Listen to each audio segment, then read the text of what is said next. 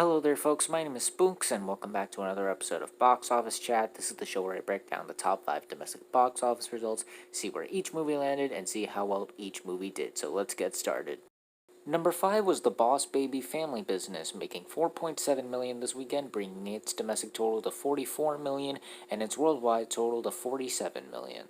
So in terms of family films, this one's doing better than most. It just surpassed Peter Rabbit 2 this weekend, and it will definitely surpass Tom and Jerry domestically as well. And I think it has a really good shot at getting to 50 million domestically, if not this week, then very soon. And while I do think it might get close to Raya, I'm not sure if it'll make enough to surpass it, and I definitely think it's a long shot to get anywhere near the Croods level of domestic returns. Not to mention that the film has a budget of 82 million and it's only made half of that, mainly due to the fact that it hasn't opened in a lot of international markets. Right now, it doesn't open to a lot of them until like later in the month and throughout till October, so we're playing the waiting game on that. But in terms of this weekend's performance, this one actually surprised me. It actually held better than expected. It just dipped 47%, which is near identical to last week's hold. I definitely thought that this film was going to take a massive hit with very stiff competition this weekend, which we'll get to later, and like drop maybe 50, maybe even 56% at the highest, but no, the film was able to hold strong. So while, yeah, this is the end of the film's run at the top 5 domestic box office, which is unfortunate because, well, if you didn't see my review, I really liked this movie. But I think that if it continues to have these strong holds throughout the remainder of its theatrical release, I think it has a shot at being a sleeper hit and maybe even doing better than most people expected to do outside the top 5. So I think this is definitely something to keep an eye out on, because while, yeah, it's probably not going to be anywhere as successful as the first one, I think it could surprise people. It just needs to maintain the strong hold it's been able to have throughout the remainder of its days, because it's already at below 5 million, so I think it can still have strong holds even outside the top 5. But yeah, this is definitely the end of the Boss Baby's run at the top 5. And for what it's worth, it wasn't bad. It could have been better, but it wasn't bad either, so I guess that's worth saying something. Number 4 was F9 The Fast Saga, which made 7.6 million this weekend, adding to a domestic total of 154 million and a worldwide total of 591 million. So the film had its best hold this weekend with just falling 33%, which is crazy considering not only its other previous weekends and how long it's been playing in theaters, but also the numerous amount of big movies playing right now, which we'll get to later in the video as mentioned earlier. But this does two things. Worldwide, this puts it just only like $9 million away from 600 million worldwide, which is insane. This is just incredible. These are numbers you want to see, and I think everyone is very happy about that, and there's no doubt about it. It will get to that milestone in the coming weeks. It doesn't even matter how well it does this weekend. It will get there, and I'm pretty sure everyone who made this film will be very happy about that. But also, this film is now just only a couple $100,000 behind Quiet Place Part 2's domestic amount, which is just insane. I mean, we all knew it was going to surpass it, but right now, seeing how it's just under 100,000 is just crazy. And we also thought that maybe Black Widow might do it and get there to it before it, but no, it's almost there already, which is insane, and it will definitely get past Quiet Place Part 2 and become the highest grossing film domestic until it, of course, gets surpassed by Black Widow in the coming weeks. But still, that's just insane to think about. But yeah, this was not a bad weekend for F9, and F9 is still the massive juggernaut it has been since it opened, and it's still continuing to hold strong in the top 5. Number 3 was Escape Room Tournament of Champions, which made 8.8 million on its opening weekend domestically and is sitting at 12 million worldwide. So pretty much like the Forever Purge, this played out exactly how I think it did. I don't really know anyone who is really excited for this movie or really asked for this movie, and it honestly didn't really surprise me with how well it did, and I don't think it surprised a lot of you watching this how well this did.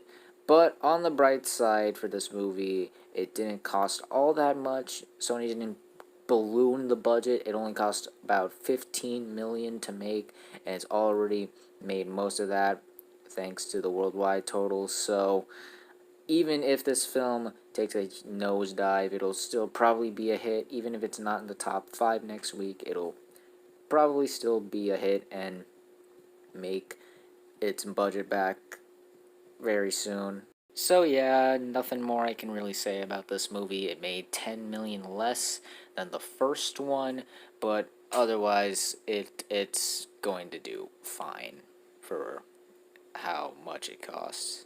Number 2 was Black Widow, which made 25 million this weekend, bringing its domestic total to 131 million and its worldwide total to 262 million.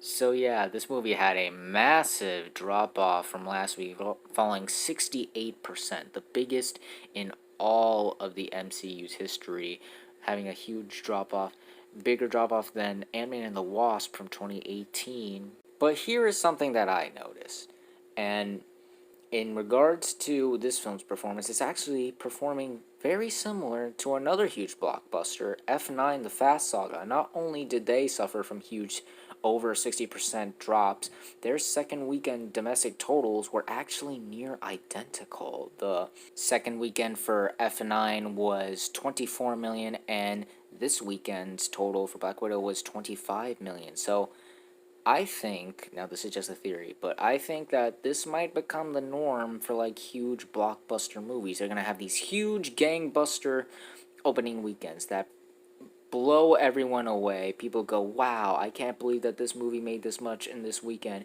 And then the second weekend, they're going to suffer like a huge drop off because everyone who wanted to see that movie rushed to see it on the first weekend, and then the heat's probably going to die down in the next weekend. But seeing how they're blockbusters, that doesn't mean that they're failing. F9, like I mentioned earlier in this video, is almost at 600 million, and Black Widow has just surpassed 200 million worldwide and is slowly gaining on F9's domestic total. I think it's about 20 million away from F9's 154 million.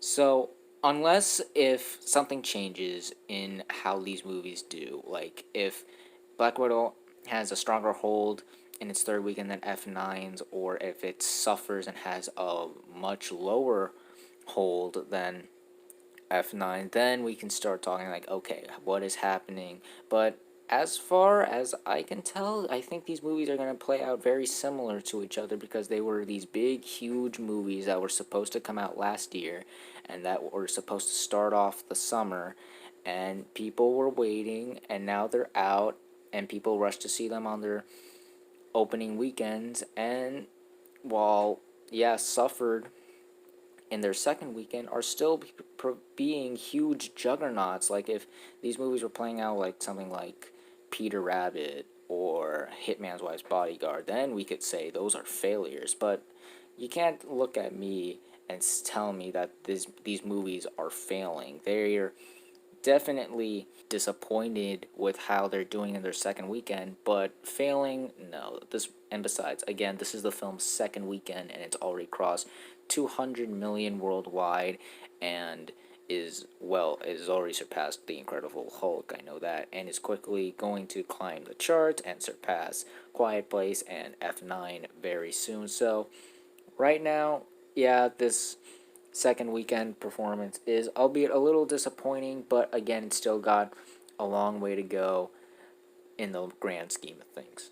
And finally, let's end the video off with the number 1 movie of the weekend, and that was Space Jam: A New Legacy, which made 31 million on its opening weekend domestically and is sitting at 53 million worldwide.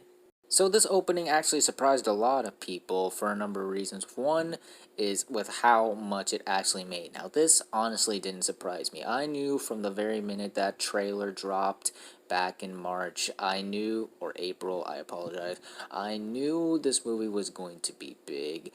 You couldn't go anywhere on the internet or even in real life without people talking about how much the trailer surprised them and how good they all thought the trailer looked. It really sparked a lot of attention for the movie, and the fact that Warner Brothers really promoted the hell out of this movie. They gave it so much advertising, like Monopoly games, even macaroni and cheese. It was everywhere. And even the fact that it's a sequel to Space Jam alone, I think, sparked a lot of people's interest. But the biggest reason why many were surprised is that it was actually able to defeat Black Widow, which I was definitely surprised at. Last week, I speculated the possibilities of this movie making enough to defeat it. I was very skeptical about it, but it was actually able to do so, which definitely surprised me. I did not expect this at all. This movie now holds the highest opening weekend for any family film post pandemic, nearly doubling the opening weekend for Boss Baby earlier this month, and is the second highest opening weekend for any Warner Brothers movie released post pandemic, right behind Godzilla vs. Kong's 32 million from March, which is really good. And not only due to the fact that it is a family film, but also with how much it made this weekend, I don't think it's going to suffer from a huge drop off, because while it opened huge, it didn't open such a degree where the drop off will be also to such a degree like with Black Widow or F9. So I think it has that advantage. And plus, like we said earlier, Boss Baby is most definitely on its way out, which is unfortunate, but hey, that's what happens when a new family movie comes out. So I think this movie will definitely have an advantage there. However, there is an asterisk to this film's success, as we unfortunately have another Cruella scenario. This movie actually costed a reported $150 million, so it needs to make $100 million more and just get to that point. We'll see if word of mouth can help boost this movie up to that and maybe hopefully double that, maybe. Because even though the reviews have been all over the place, you cannot find a really definitive answer on is this movie bad or good on the internet. This is one of the most divisive movies I have seen the internet react to in a long time. The film was able to have a strong opening this weekend, and families and audiences have shown that they really enjoyed it, and even bad reviews for family movies before earlier this year did not steer away from a film's success. Tom and Jerry and Boss Baby were able to still be juggernauts. So we'll see how this movie does in the long run. But I think it's going to be very interesting to see how this movie plays out during the rest of the summer. And that's going to do it for the top 5 domestic box office results for this weekend, but we're not quite done yet as we've got another week ahead of us and new movies hitting theaters. And this week we've got 2 major releases, the first one being Old. This is the newest horror film from M. Night Shyamalan, and Universal has definitely shown a lot of confidence in this. Not only have they been advertising this frequently and heavily, but they also even went as so far as to pay for a Super Bowl commercial to premiere earlier this year, which definitely scored a lot of buzz and has since scored even more buzz as more trailers dropped and more of the movie was released online. I think as a horror film, it's got a cool concept that definitely intrigued a lot of people, and I definitely think that this movie might surprise a lot of people. It's not going to, again, probably not going to do gangbusters. It's not going to be the next Quiet Place Part 2, maybe, but I think this movie has a chance at maybe surprising a few analysts who might say otherwise. This is again an original movie, so this might be a little bit harder to sell, and it's probably not going to be the next big summer blockbuster, but I think it's going to do it better than what a lot of people might think.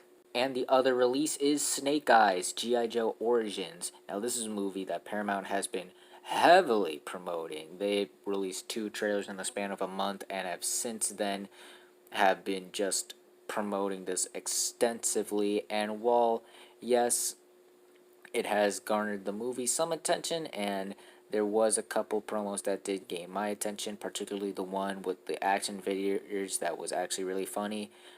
I'm not really sure about how well this movie will do. This is another Hitman's Wife's Bodyguard situation. While it has gained attention, I'm not seeing a whole lot of buzz or interest in the movie. I don't even know a whole lot of people that know it's coming out, so this one is definitely a wild card for me, to say the least. But who knows, maybe it might surprise and be the next Black Widow or something. But we'll see how well this movie does, as well as Old and the rest of the films released next week on the next Box Office Chat. And that's going to do it for this week's episode of Box Office Chat. What did you guys think of the results? Were you satisfied, unsatisfied? Comment down below and let me know. If you like this video, hit the like button. If you like this channel, hit that subscribe button. Follow me on all of the social media links right there. And until next time, guys, stay sharp.